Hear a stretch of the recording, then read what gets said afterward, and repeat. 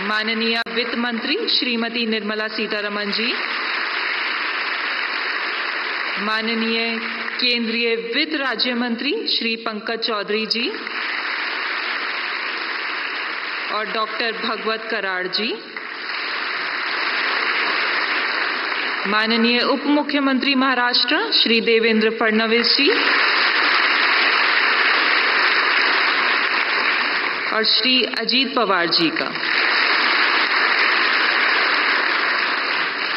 मंच पर उपस्थित आप सभी विद्वजन, गणमान्य और विशिष्ट अतिथियों का हार्दिक वंदन और सादर अभिनंदन।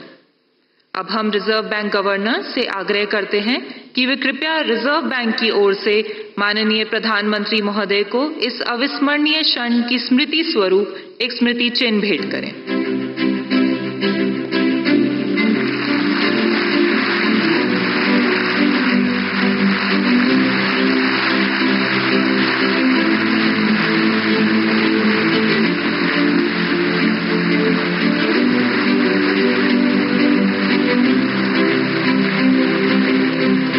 धन्यवाद माननीय।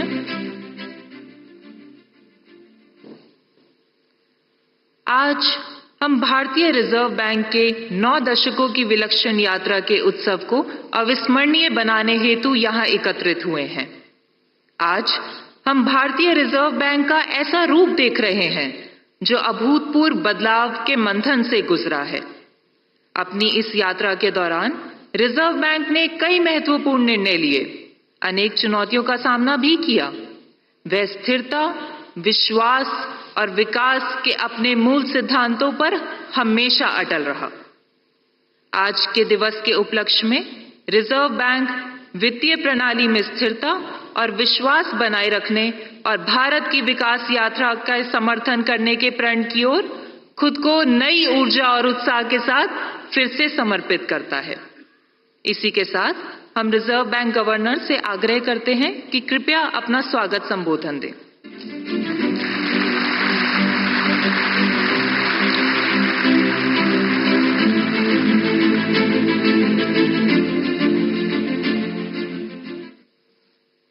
Honorable Prime Minister, Honorable Governor of Maharashtra, Honorable Chief Minister Maharashtra, Honorable Finance Minister, Honorable Union Ministers of State for Finance, Honorable Deputy Chief Ministers of Maharashtra, distinguished invitees, media representatives, and my colleagues from the Reserve Bank, both past and present.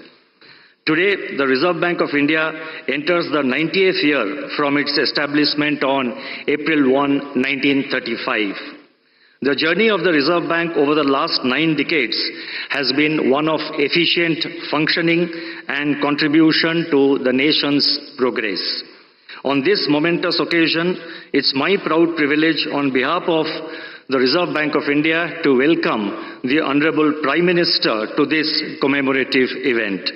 Sir, your presence here amidst your very busy schedule is a source of great inspiration to all of us in the Reserve Bank.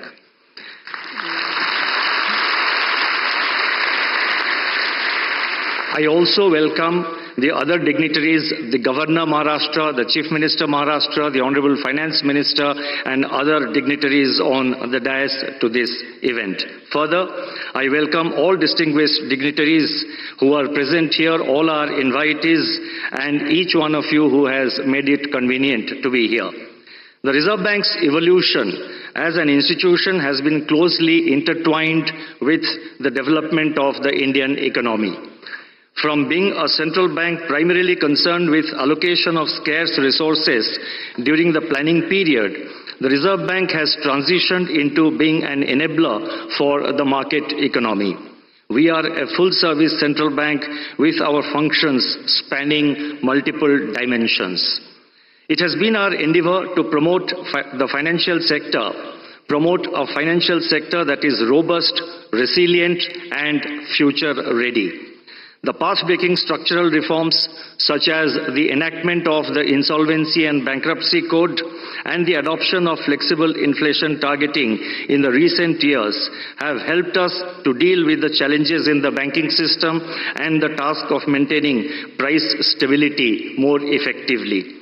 Given the rapid changes taking place in today's world, especially in the areas of technology, innovation, business practices, and growing complexities in the financial sector, the Reserve Bank is constantly evaluating the emerging trends and taking necessary policy measures to remain in sync with the changing times. Our effort is to anticipate situations and take proactive measures. The global turmoil arising from the COVID-19 pandemic and the ongoing geopolitical hostilities have tested the resilience of every economy in the world, including India. The well-calibrated and coordinated monetary and fiscal policies adopted in our country went a long way in shielding our economy from these shocks and helped us to emerge even stronger than before. It's a matter of satisfaction that today our GDP growth is robust, inflation is moderating, the financial sector is stable, the external sector remains resilient, and the forex reserves are at an all-time high. Over the years, the Reserve Bank has emerged as a symbol of stability, resilience, and commitment to the welfare of our citizens. This has been possible due to the contributions made by generations of the team RBI. As we move towards RBI at 100, the Reserve Bank remains focused on ensuring a stable and strong financial system that would act as a bedrock for our country's economic progress. With these words, let me once again welcome the Honorable Prime Minister and the other dignitaries present in the dais and each one of you who is present here in the audience to this commemorative event of 90 years of the Reserve Bank. Thank you. Namaskar.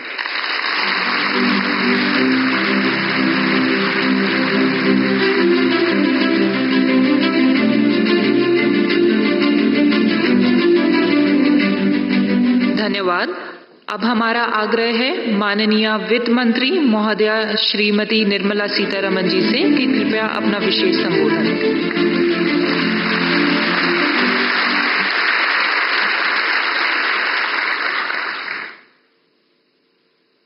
Respected Prime Minister,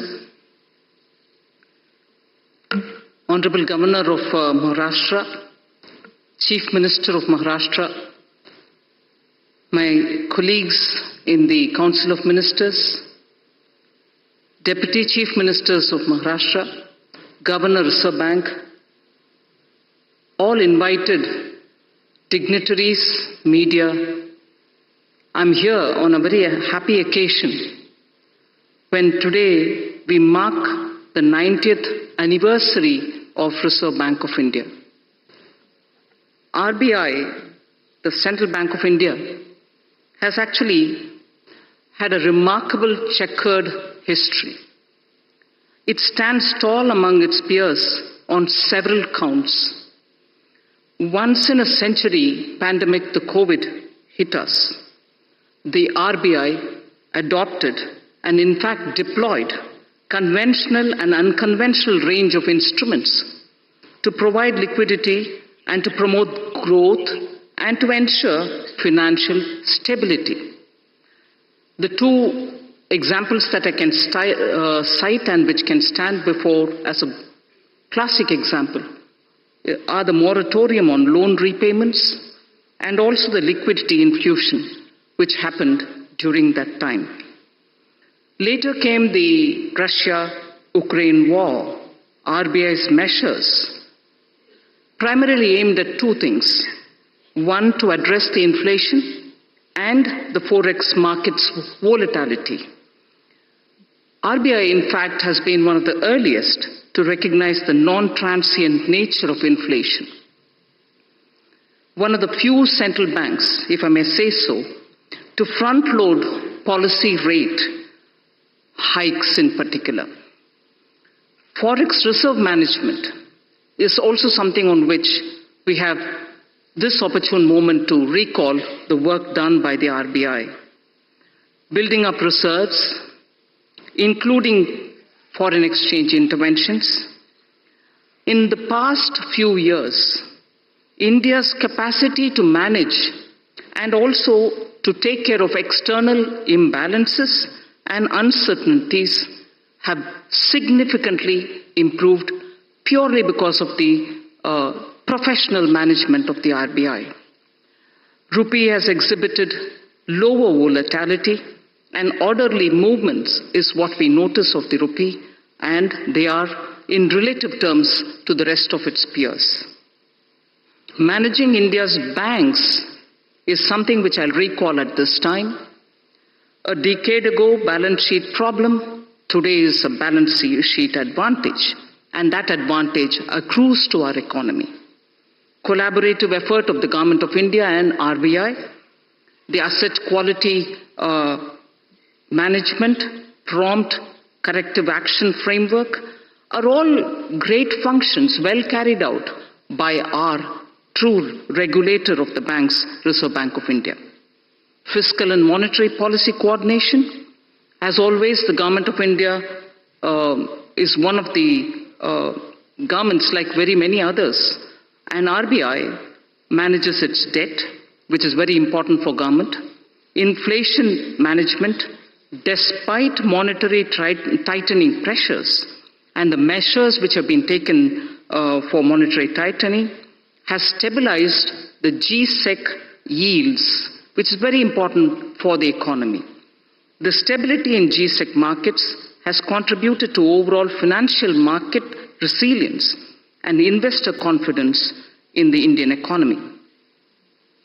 Lastly, the Bank of International Settlements, BIS, has mentioned significant role played by RBI in a very unconventional point.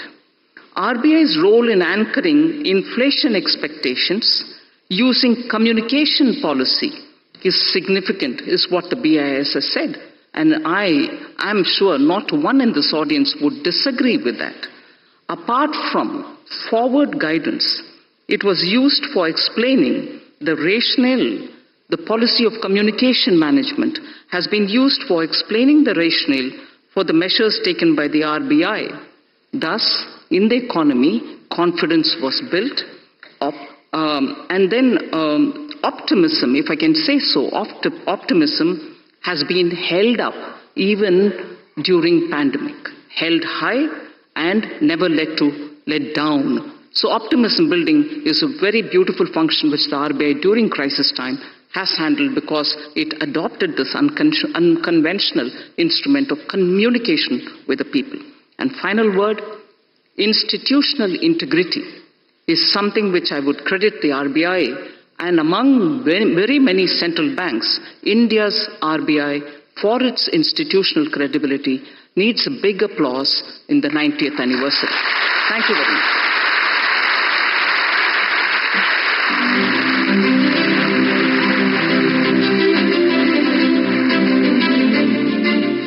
धन्यवाद माननीय आपके मार्गदर्शन के लिए। Reserve bank की इस अभूतपूर्व यात्रा को समर्पित एक स्मारक सिक्का जारी करने के लिए रिजर्व बैंक गवर्नर से अनुरोध है कि माननीय प्रधानमंत्री जी के कर कमलों द्वारा जारी होने वाले सिक्के को प्रस्तुत करें।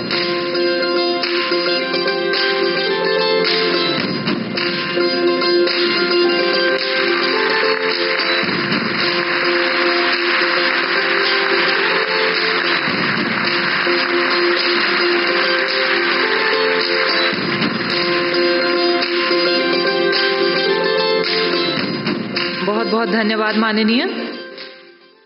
आज हम एक ऐसे ऐतिहासिक क्षण के साक्षी बन रहे हैं जहां हम भारतीय रिजर्व बैंक के 9 दशकों की यात्रा को मना रहे हैं, जिसमें रिजर्व बैंक ने कई नई कार्य प्रणालियों की शुरुआत की और कई पुराने कार्यों में नवीनता लाई है। आइए देखते हैं इस यात्रा को दर्शाते हुए एक लघु फिल्म।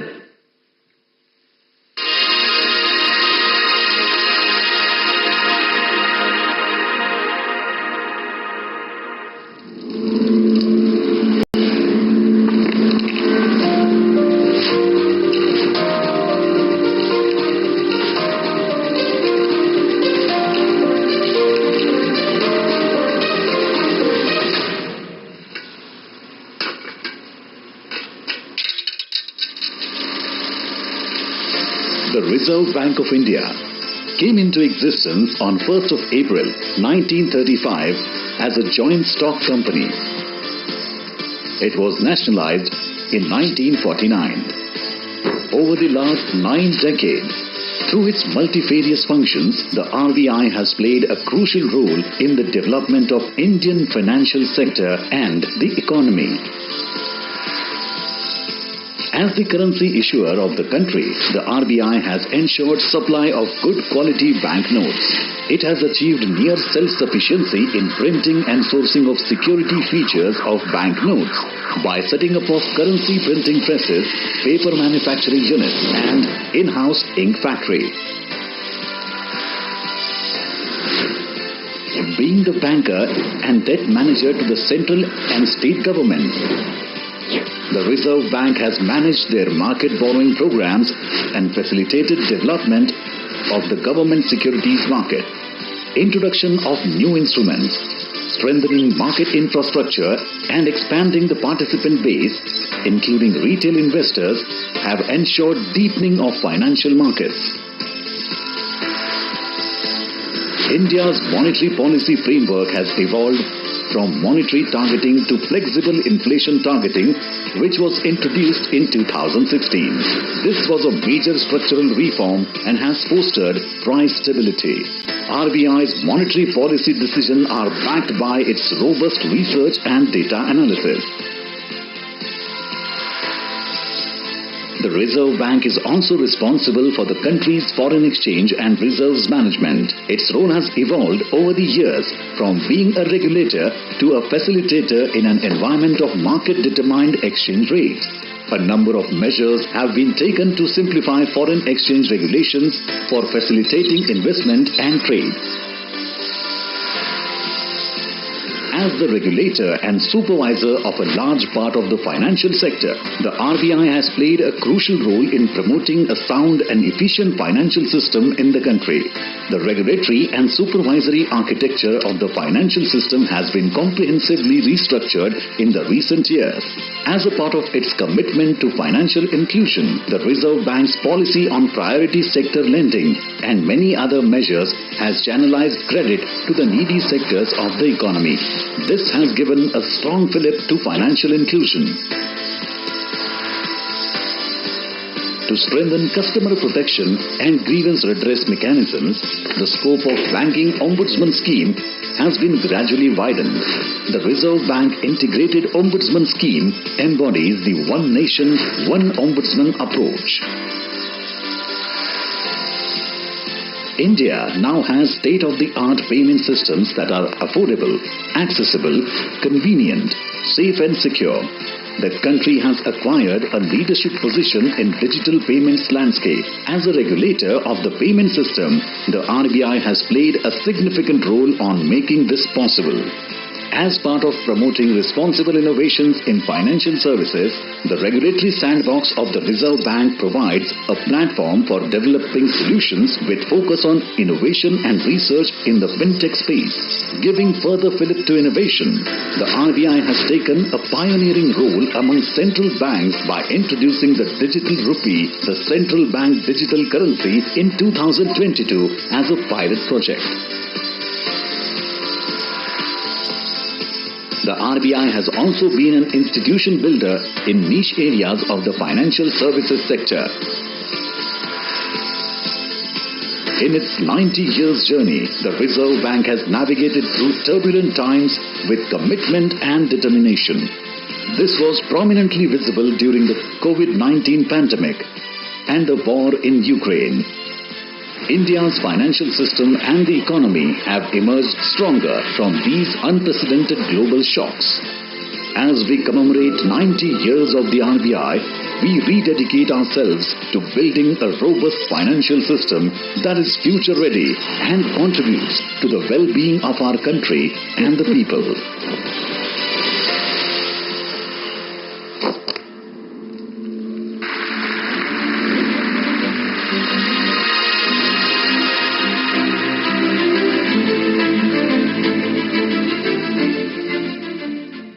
अब हम माननीय प्रधानमंत्री जी से निवेदन करते हैं कि कृपया इस सम्मेलन को संबोधित करें, हमें प्रेरणा दें, हमारा मार्गदर्शन करें।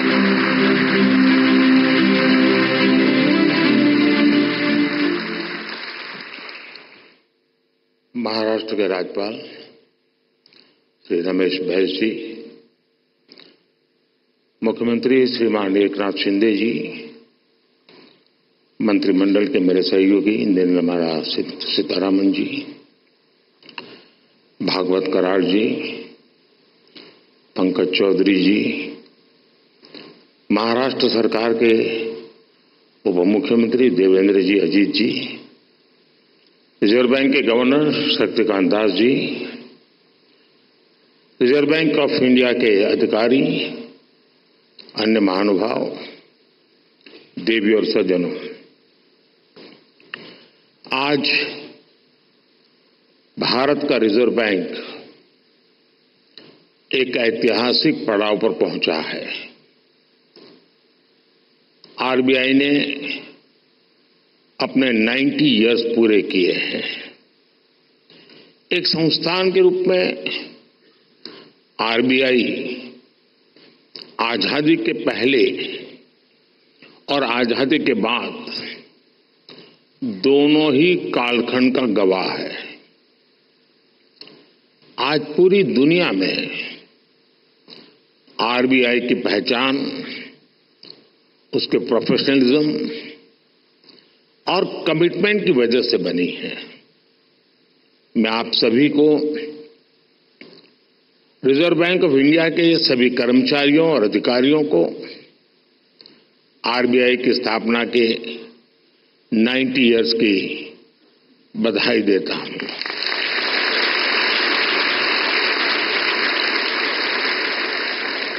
और इस समय जो लोग आरबीआई से जुड़े हैं उन्हें मैं बहुत सौभाग्यशाली मानता हूं। आज आप जो नीतियां बनाएंगे, जो काम करेंगे,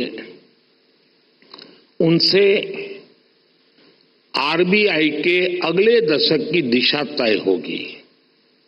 ये दशक इस संस्थान को उसके शताब्दी वर्ष तक ले जाने वाला दशक है और ये दशक विकसित भारत की संकल्प यात्रा के लिए भी उतना ही अहम है।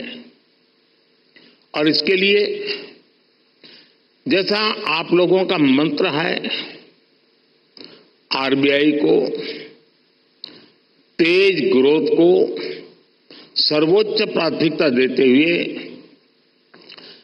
ट्रस्ट और स्टेबिलिटी पर भी उतना ही फोकस करना है। मैं आरबीआई को उसके लक्ष्यों और संकल्पों के लिए भी शुभकामनाएं देता हूं। साथियों, आप सभी अपनी फील्ड के एक्सपर्ट्स हैं। आप जानते हैं कि देश की अर्थव्यवस्था, हमारी जीडीपी काफी हद तक मॉनेटरी और फिस्कल पॉलिसीज के कोऑर्डिनेशन पर निर्भर करती है। मुझे याद है जब 2014 में रिजर्व बैंक के 80वें वर्ष के कार्यक्रम में आया था, तब हालात एकदम अलग थे।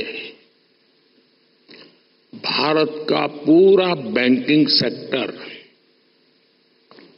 समस्याओं और चुनौतियों से जूझ रहा था। एनपीए को लेकर, भारत के बैंकिंग सिस्टम की स्टेबिलिटी और उसके भविष्य को लेकर हर कोई आशंका से भरा हुआ था। हालात इतनी खराब थी कि पब्लिक सेक्टर बैंक्स देश की आर्थिक प्रगति को जरूरी गति नहीं दे पा रहे थे। हम सभी ने वहां से शुरुआत की और आज देखिए, आज भारत के बैंकिंग सिस्टम को दुनिया में एक स्ट्रांग और सस्टेनेबल सिस्टम माना जा रहा है।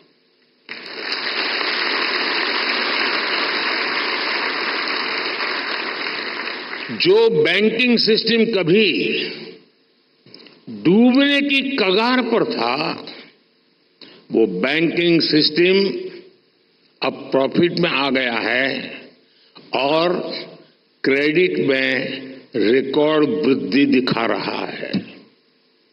फ्रेंड्स,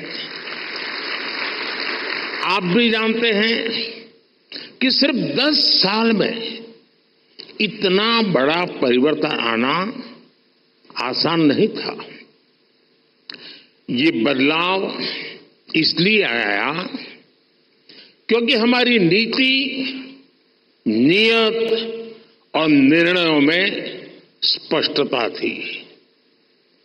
ये बदलाव इसलिए आया क्योंकि हमारे प्रयासों में दृढ़ता थी, ईमानदारी थी।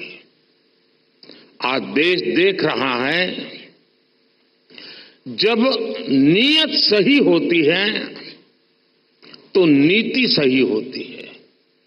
जब नीति सही होती है तो निर्णय सही होते हैं और जब निर्णय सही होते हैं तो नतीजे सही मिलते हैं।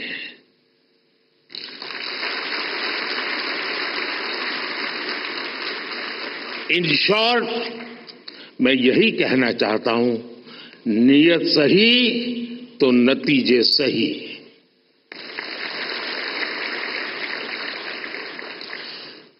कैसे देश का बैंकिंग सिस्टम ट्रांसफॉर्म हुआ, ये अपने आप में एक स्टडी का विषय है। हमने कोई भी सिरा ऐसा नहीं था जिसे ऐसे ही छोड़ दिया हो। हमारी सरकार ने रिकॉग्निशन, रिजोल्यूशन और रिकैपिटलाइजेशन की रणनीति पर काम किया। पब्लिक सेक्टर बैंक की हालात सुधारने के लिए सरकार ने करीब 3.5 लाख करोड़ का कैपिटल इन्फ्यूजन किया और साथ ही गवर्नेंस संबंधी कई रिफॉर्म्स भी किए। अकेले इंसॉल्वेंसी एंड बैंक्रप्सी कोड की नई व्यवस्था से ही करीब 3.25 लाख करोड़ के लोन्स रिजॉल्व हुए और एक आंकड़ा देशवासियों को जरूर जानना जरूरी है। 27,000 से ज्यादा ऐसी एप्लीकेशंस जिसमें 9 लाख करोड़ रुपए से ज्यादा का अंडरलाइन डिफॉल्ट था, वो आईबीसी में एडमिशन से पहले ही रिजॉल्व हो गई। ये दिखाता है कि इस नई व्यवस्था का सामर्थ्य कितना ज्यादा है। बैंकों का जो ग्रॉस एनपीए 2018 में 11.25% के आसपास था, वो सितंबर 2023 आते आते 3% से भी कम हो गया।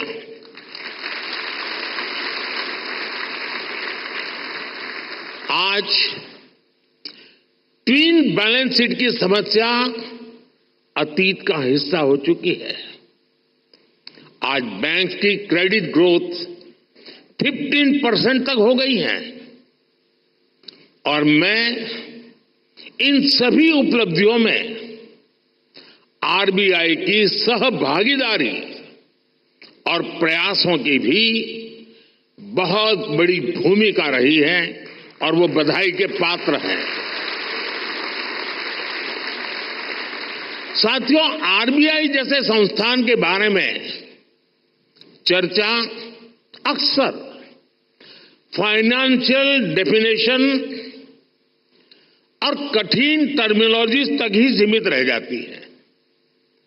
आपका कार्य जितना जटिल है उसमें यह स्वाभाविक भी है, लेकिन आप जो काम करते हैं उससे देश के सामान्य मानव का जीवन सीधे तौर पर प्रभावित होता है। बीते 10 वर्षों में हमने सेंट्रल बैंक, बैंकिंग सिस्टम और अंतिम पायदान पर खड़े व्यक्ति के बीच इस कनेक्ट को हाईलाइट किया है। गरीबों का फाइनेंशियल इंक्लूजन आज इसका बहुत बड़ा उदाहरण है। आज देश में 52 करोड़ जनधन खाते हैं।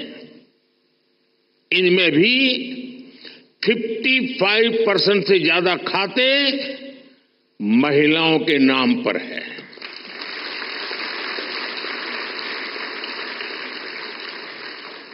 इसी फाइनेंशियल इंक्लूजन का प्रभाव आप एग्रीकल्चर और फिशरीज जैसे सेक्टर्स में भी देख सकते हैं। आज 7 करोड़ से ज्यादा फार्मर्स, फिशरमैन और पशुपालक के पास किसान क्रेडिट कार्ड हैं। इससे हमारी रूरल इकोनॉमी को एक बहुत बड़ा पुश मिला है। कोऑपरेटिव सेक्टर को भी पिछले 10 वर्षों में बड़ा बूस्ट मिला है। सहकारिता में कोऑपरेटिव बैंक की एक बहुत बड़ी भूमिका होती है और ये रिजर्व बैंक के रेगुलेशन और सुपरविजन का एक महत्वपूर्ण क्षेत्र भी है। यूपीआई आज एक ग्लोबली रिकॉग्नाइज्ड प्लेटफॉर्म बन चुका है। इस पर हर महीने 1200 करोड़ से ज्यादा ट्रांजैक्शन हो रहे हैं। अभी आप लोग सेंट्रल बैंक डिजिटल करेंसी पर भी काम कर रहे हैं। यानी पिछले 10 वर्षों में हुए ट्रांसफॉर्मेशन की एक तस्वीर ये भी है। एक दशक के भीतर ही हम पूरी तरह से एक नई बैंकिंग व्यवस्था, एक नई अर्थव्यवस्था और नए करेंसी एक्सपीरियंस में प्रवेश कर चुके हैं। और जैसा मैंने पहले कहा है, पिछले 10 साल में जो हुआ वो तो सिर्फ ट्रेलर है।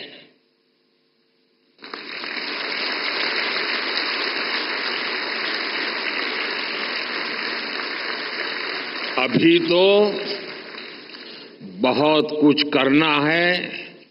अभी तो हमें देश को बहुत आगे लेकर जाना है।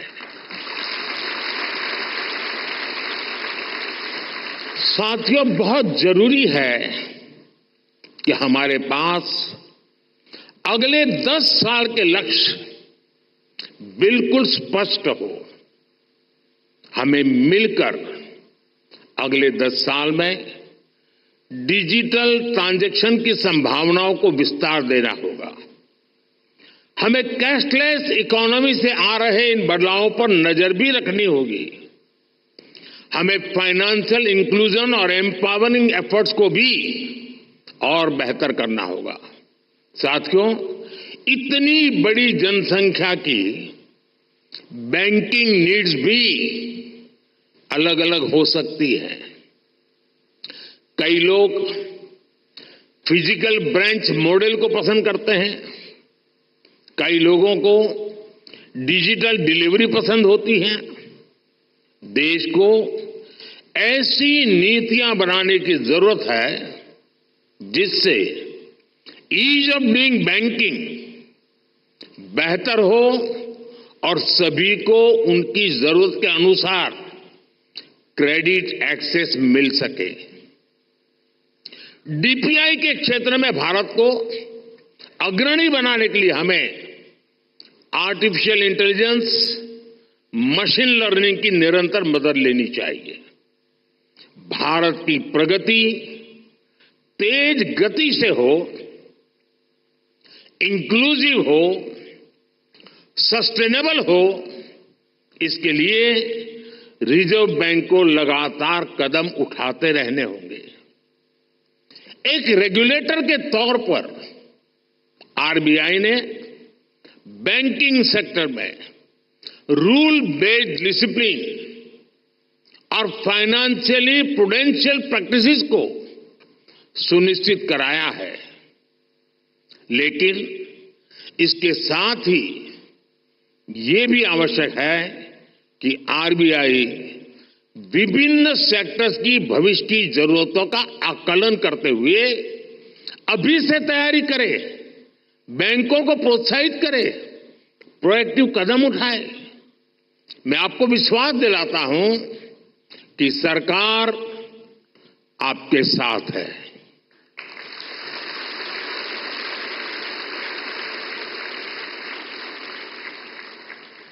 आपको याद होगा 10 साल पहले डबल डिजिट की महंगाई से निपटने का रिफ्लेक्शन तब की फाइनेंशियल पॉलिसीज में नहीं दिखता था। इससे निपटने के लिए हमारी सरकार ने रिजर्व बैंक ऑफ इंडिया को इन्फ्लेशन टारगेटिंग का अधिकार दिया। मॉनेटरी पॉलिसी कमेटी ने इस मैंडेट पर बहुत अच्छे ढंग से काम भी किया। साथ ही साथ सरकार ने एक्टिव प्राइस मॉनिटरिंग और फिस्कल कंसोलिडेशन इसके भी कदम उठाए। इसलिए कोरोना संकट हो, अलग अलग देशों में युद्ध की स्थिति हो, तनाव हो, भारत में इन्फ्लेशन मॉडरेट लेवल पर ही रही। साथियों, जिस देश की प्रायोरिटी स्पष्ट हो उसे प्रोग्रेस करने से कोई नहीं रोक सकता।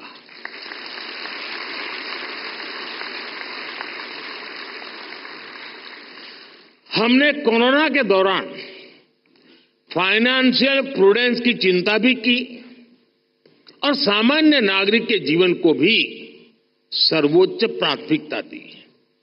यही वजह है कि भारत का गरीब, भारत का मिडिल क्लास उस आपदा से उबरकर अब अर्थव्यवस्था को गति दे रहा है। दुनिया के बड़े बड़े देश जहां अभी तक उस झटके से उबरने की कोशिश कर रहे हैं, वहीं इंडियन इकोनॉमी नए रिकॉर्ड बना रही है।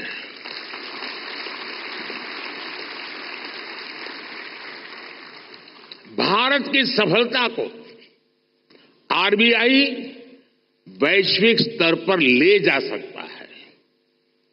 इन्फ्लेशन कंट्रोल और ग्रोथ में एक बैलेंस बनाना किसी भी डेवलपिंग कंट्री की बहुत यूनिक जरूरत होती है। इससे निपटने के लिए कौन कौन से मॉनेटरी टूल्स हो सकते हैं, इसके बारे में सोचना बहुत आवश्यक है। आरबीआई इसके लिए एक मॉडल बनकर ग्लोबल लीडरशिप की भूमिका निभा सकता है। और ये बात मैं 10 साल के अनुभव के बाद कहता हूं, और ये बात दुनिया को निकट से जानने समझने के बाद कह रहा हूं। और इससे पूरे ग्लोबल साउथ को बहुत बड़ी मदद मिल सकती है। फ्रेंड्स, अगले 10 साल के टारगेट तो तय करते हुए हमें एक बात और ध्यान रखनी है, वो है भारत के युवाओं की एस्पिरेशंस। भारत आज दुनिया के सबसे युवा देशों में से एक है। इस युवा एस्पिरेशंस को पूरा करने में आरबीआई का अहम रोल है। बीते 10 साल में सरकार की पॉलिसीज की वजह से नए नए सेक्टर्स बने हैं। इन सेक्टर्स में देश के युवाओं को नए अवसर मिल रहे हैं। आप देखिए, आज ग्रीन एनर्जी जैसे उभरते हुए क्षेत्रों का विस्तार हो रहा है। सरकार सोलर एनर्जी और ग्रीन हाइड्रोजन जैसे सेक्टर्स को प्रमोट कर रही है। आज देश में इथेनॉल ब्लेंडिंग को लगातार बढ़ाया गया है। डिजिटल टेक्नोलॉजी में आज भारत एक प्राइम प्लेयर बनकर उभरा है। हमने स्वदेशी 5G टेक्नोलॉजी पर काम किया है। डिफेंस सेक्टर हम बड़े एक्सपोर्टर की भूमिका में आ रहे हैं। एमएसएमई पूरी भारतीय अर्थव्यवस्था और मैन्युफैक्चरिंग सेक्टर की बैकबोन जैसे हैं। ऐसे सारे सेक्टर्स में अलग अलग तरीके के कर्ज की जरूरत होती है। कोरोना के समय हमने एमएसएमई सेक्टर के लिए जो क्रेडिट गारंटी स्कीम बनाई, उसने इस सेक्टर को बहुत बड़ी शक्ति दी थी। रिजर्व बैंक को भी आगे out of the box policies के बारे में सोचना होगा।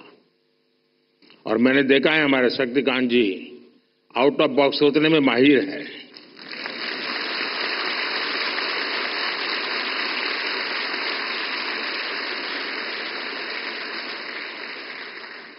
और मुझे खुशी है कि सबसे ज्यादा तालियां इस बात पर पड़ी है।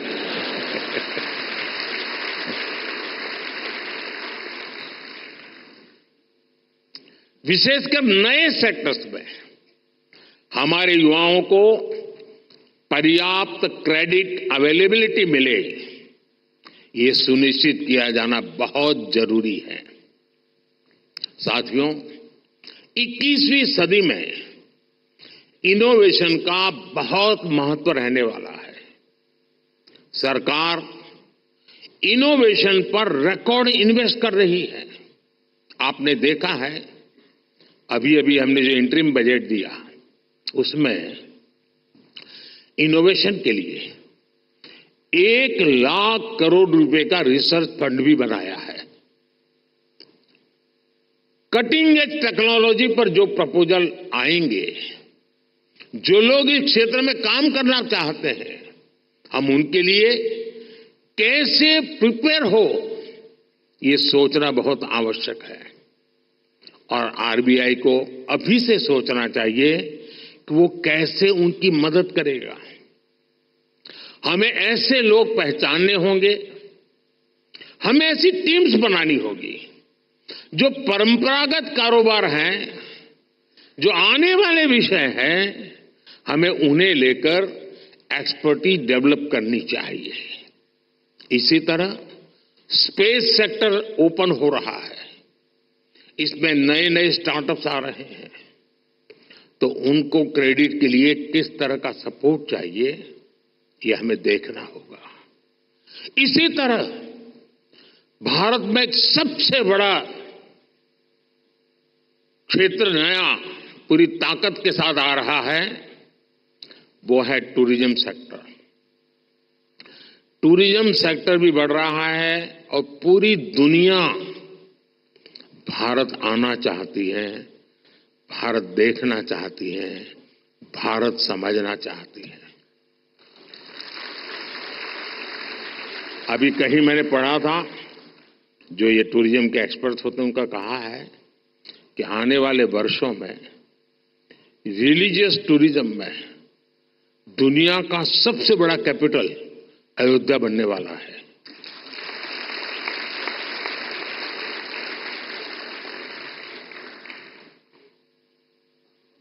हमें देखना होगा कि इस सेक्टर को फाइनेंशियल सपोर्ट करने के लिए हमारी क्या तैयारी है। जो देश में नए नए सेक्टर्स बन रहे हैं, हमें उनमें अभी से एक्सपर्टीज डेवलप करनी चाहिए और उनको हम कैसे सपोर्ट करेंगे, इस पर भी पहले से मंथन होना चाहिए। अभी 100 दिन में चुनाव में बिजी हूं, तो आपके पास भरपूर समय है। आप सोच के रखिए, क्योंकि शपथ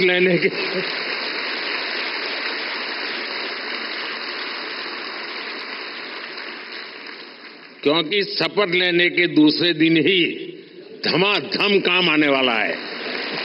तो हम लोगों ने फाइनेंशियल इंक्लूजन पर बहुत काम किया है, डिजिटल पेमेंट पर बहुत काम किया है। इससे हमारे छोटे बिजनेस की, रेहड़ी पटरी वालों की फाइनेंशियल कैपेसिटी अब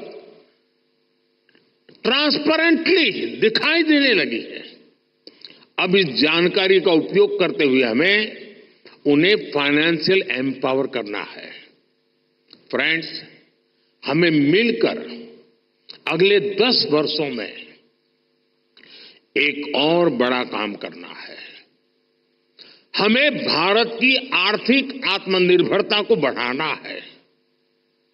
हमें कोशिश करनी है कि हमारी इकोनॉमी दुनिया के संकटों से कम प्रभावित हो। आज भारत ग्लोबल जीडीपी ग्रोथ में 15% के साथ ग्लोबल ग्रोथ का इंजन बन रहा है। इन स्थितियों में ये प्रयास होना चाहिए कि हमारा रुपया पूरी दुनिया में ज्यादा एक्सेसिबल भी हो, एक्सेप्टेबल भी हो। एक और ट्रेंड जो बीते कुछ वर्षों में पूरी दुनिया में देखने को मिला है, वो है बहुत ज्यादा आर्थिक विस्तार और बढ़ता हुआ कर्ज। कई देशों का प्राइवेट सेक्टर डेट तो उनकी जीडीपी के 2 गुने तक पहुंच गया है। कई देशों का डेट लेवल उस देश के साथ साथ पूरी दुनिया की अर्थव्यवस्था को प्रभावित करता है। रिजर्व बैंक को इस पर भी एक स्टडी करनी चाहिए।